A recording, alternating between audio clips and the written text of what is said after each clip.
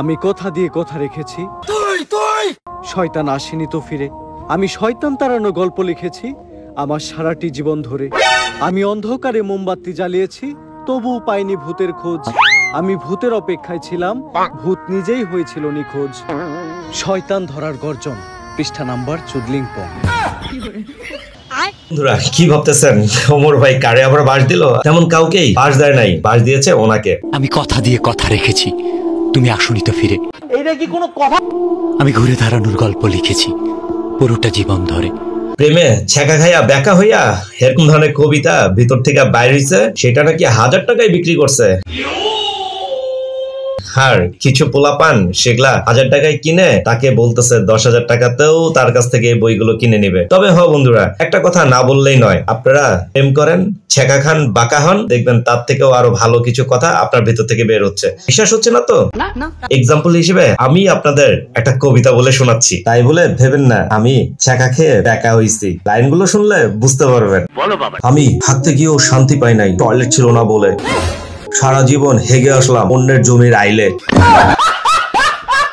তবে বন্ধুরা, বাকি কাহিনী শুরু করার আগে চলেন আগে আমার ইন্ট্রোটা একটু দিয়া লই।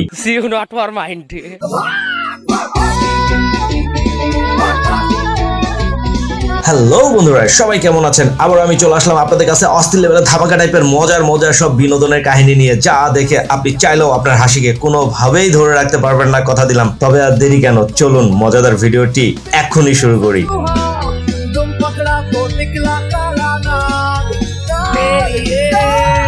तो चलिए शुरू करते हैं। 24 ঘন্টার জন্য 10,000 টাকা পেমেন্ট নিব। সো ওয়ান ডেজ আমার সাথে করতে পারবে, টাইম স্পেন্ড করতে পারবে। আসলে আমি একজন এজেন্ট, তো দিনের বেলা ব্যস্ত থাকি। কোনো মতে কি আমার কাছে রাইতের সময়টা বিক্রি করা যায় না? হ্যাঁ অবশ্যই, কিন্তু রাতের চার্জটা একটু বেশি, 30,000 টাকা। দিনের চার্জ এত কম, রাইতের চার্জ এত বেশি কেন? It's call hello back side. আবে সালে ভাই এখানে কি লিখতাছে এগুলো? এটা লিখতেছি এই বইটা, ওই যে 10,000 টাকার একটা অর্ডার আছে, মানে আমি হাতে লিখতেছি। দেখছেন, প্রমাণ দিয়ে দিলাম, সে 10,000 টাকার লিখতেছে তার নিজের হাতে। তবে হ্যাঁ, প্রতিটা বইয়ে তার নিজের সিগনেচার দিয়েছে। সে নিজেকে ব্র্যান্ড বলে চিন্তা করতেছে। বলেন কি ভাই, একটা বিষয় চিন্তা করছেন, মানুষজন কতটা অস্থির বেকুব হইলে এরকম ধরনের লেচু পাতা কিনতেছে 1000 টাকা দিয়ে, তাও এটা তার মুখের ভাষা। সরসব বিলাল আজকে থেকে এই লেচু গাছের পাতা বিক্রি করবে। প্রতি পাতা যে কিনে নেবে এটার কোনো নির্দিষ্ট দাম নাই। 100 টাকা দিয়ে কিনতে পারে, 1 লাখ টাকা দিয়ে কিনতে পারে। পুরো টাকাটাই অসহায় দরিদ্র মানুষদের দেওয়া হবে। তবে ওর মতো কবিতা যে আরো কতজন পাবলিক পারে সেটা কিছুক্ষণ পরেই দেখাচ্ছি। তবে হ্যাঁ, তার ভক্তরা দেখতে কেমন সেটা একটু দেখবেন না? চলুন দেখে আসি। মানে কি একটা অবস্থা, সবাই গাছের পাতা কিনা শুরু করলো। আমিও তো তাই কই। 1000 টাকা দিয়ে হৃদয় ভাঙার গর্জন বই কিনছেন কালকে। তবে হ্যাঁ, এরকম আরো ভক্ত আছে, সবার তার দিলাম না। ওনাকে নিয়ে হে চাচাও কবিতা লিখতে ছাড়ে নাই। পানি না নিয়ে আমি বাথরুমে বসে ফোন দিয়েছি, তবুও পাইনি তোমার খোঁজ। আমি পানির অভাবে সুস্থে পারিনি, তুমি হয়েছিলে নিখোঁজ। তবে এরকম ধরনের ছেঁকা খেয়ে বেকা হওয়ার কবিতাগুলো থেকেও আরো সুন্দর অনেক কবিতা আছে। এই যে দেখেন, একজন ভাই বলেছে, ভূত আইলো নাকি?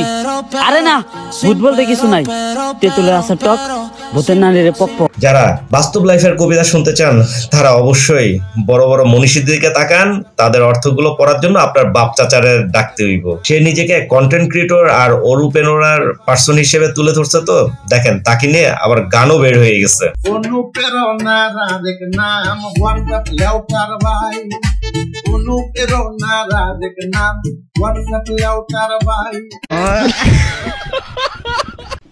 এটা বাংলাদেশ, এটা পাকিস্তান না রে বাবা।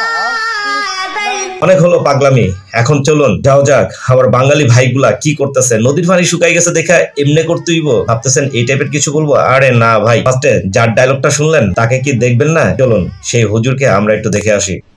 এটা বাংলাদেশ, এটা পাকিস্তান না রে বাবা, এটা ইন্ডিয়া না।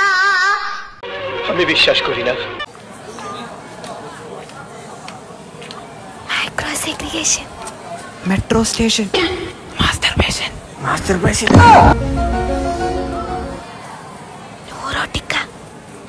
নর্থ আমেরিকা, নটি আমেরিকা ওহ এক্সাম পাস। হ্যাঁ ভাই, ঠিক লাস্টের বেঞ্চের এটা মনে হয় আমিই ছিলাম, কারণ পরীক্ষার হলে ঠিক এইভাবে এক্সাম গুলা দিতাম আর কইতাম সব লেখা দিয়ে আইছি। বেডিরা, তোমরা যদি এরকম এত্তারা ফাতিলে বইসা ভাত খাও তাহলে চিন্তা করো যে অন্যান্য ফুলাফানরা দেখলে কি চিন্তা করবো, তোমাকে বিয়া করার লেগে আগাইব জিন্দগিতেও না, কারণ সে চিন্তাই করবো যে আমার ফাতিল সুদ্ধা তোমরা খাইয়া লইবা। তবে ইদানিং বাঙালিদের সাথে সাথে বিদেশিরা খুব অস্থির হয়ে যাচ্ছে। দেখেন ভাইটা কামটা করলো কি, গোলামের ফুতাইন রে।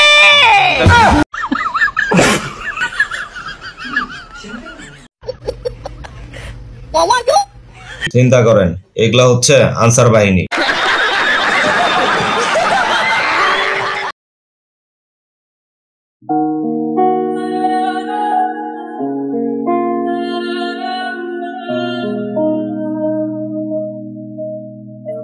কি রে বোন, তুই এমনি তাকাইলি কে? পিছনের ফোলাটা তো আমিই আছিলাম।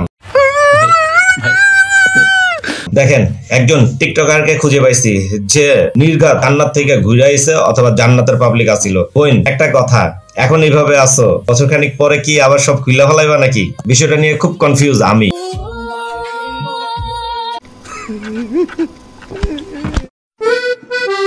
আমার বান্ধবীর বড়লক্স জামাই যে কিরা চা খাচ্ছে, তবে কেউ কিন্তু তারা ডিস্টার্ব করবেন না।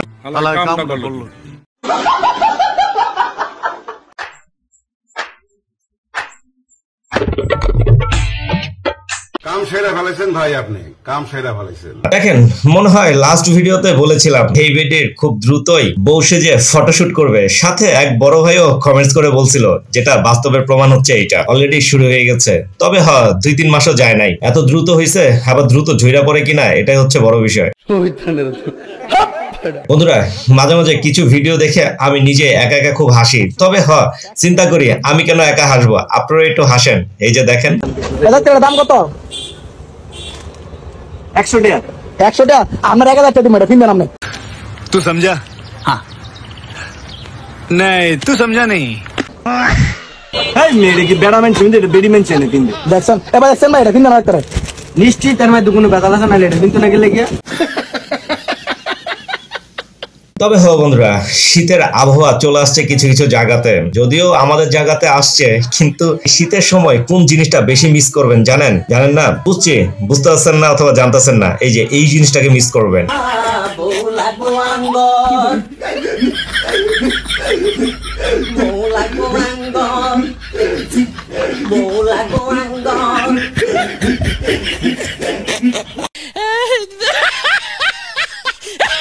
তবে আমি লাইফে আর কিছু চাই আর না চাই, এই ধরনের একটা সমস্যা চাই আমার লাইফে। তবে এরকম ধরনের সমস্যা দিয়ে আজকের মতো আপনাদের কাছ থেকে আমি বিদায় নিচ্ছি। সবাই ভালো থাকবেন, আল্লাহ হাফেজ।